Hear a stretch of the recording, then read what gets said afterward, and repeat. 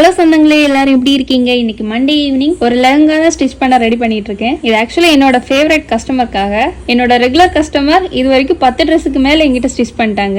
எந்த dress stitch பண்ணி கொடுத்தாலும் அந்த அளவுக்கு அப்ரிஷியேட் பண்ணுவாங்க. எனக்கு அது ரொம்பவே பிடிக்கும். எனக்கு லெஹங்கா வேணும், இந்த காம்பினேஷன்ல வேணும்னு மட்டும் சொல்லியிருந்தாங்க. ஸோ இந்த டிசைன் ஃபுல்லா என்னோட தான். எனக்கு ஹெல்த் கொஞ்சம் சரியில்லாதனால ஸ்டிச்சிங் கொஞ்சம் ஸ்டாப் பண்ணிட்டு இருக்கேன். ரெக்வஸ்ட் பண்ணி கேட்டதுனால இவங்களோட லெஹங்கா இப்ப ரெடி பண்ணிக்கிட்டு இருக்கேன். அவங்க சைஸ்க்கு ஏத்த மாதிரி லைனிங் துணியிலே பேட்டர்ன் போட்டு கஸ்டமைஸ் பண்ணி கொடுக்குறேன். இதோட அவுட்புட் இந்த வீடியோல வராது, முடிஞ்ச நெக்ஸ்ட் vlogல உங்களுக்கு போஸ்ட் பண்றேன். சோ டைம் ஆயிடுச்சு, நைட் டின்னருக்கு மோமோஸ் தான் ரெடி பண்ண போறேன். யூசுவலா எல்லாரும் பண்ற மாதிரி மைதா மாவுல கிடையாது, கோதுமை மாவுல வெஜ் மோமோஸ் தான் இப்ப பண்ண போறேன். மீல் மேக்கரை ஒரு 10 நிமிஷம் ஹாட் வாட்டர்ல ஊற வச்சு எடுத்து மிக்சில ஒரு 2 பல்ஸ் விட்டு எடுத்திருக்கேன்.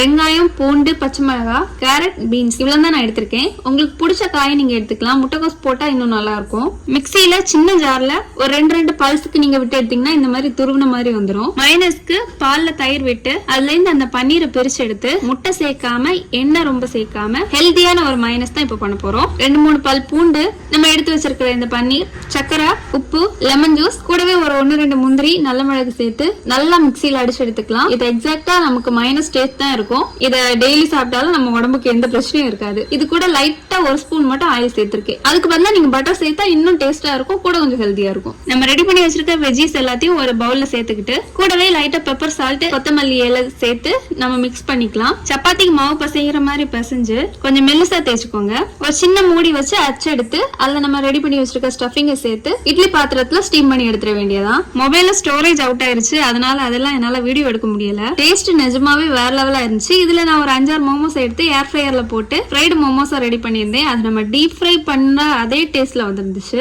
உங்க வீட்டுல ஏர் ஃப்ரையர் இருந்துச்சுன்னா கண்டிப்பா நீங்க அதையும் ட்ரை பண்ணி பாருங்க. ஹெல்தியா கொஞ்சம் டிஃப்ரெண்டா ஒரு டின்னர் ரெடி பண்ணணும்னா இதை நீங்க கண்டிப்பா ட்ரை பண்ணி பாருங்க. உங்க வீட்டுல எல்லாருக்குமே ரொம்ப பிடிக்கும். என் ஹஸ்பண்டுக்கு வெஜ் மோமோஸ் அவ்வளவு பிடிக்காது, பட் அவருக்கே ரொம்ப பிடிச்சிருந்துச்சு. சோ அவ்வளவுதான் கைஸ், இன்னொரு குட்டி vlogல உங்க எல்லாரும் மீட் பண்றேன். அது வரைக்கும் டேக் கேர், பை.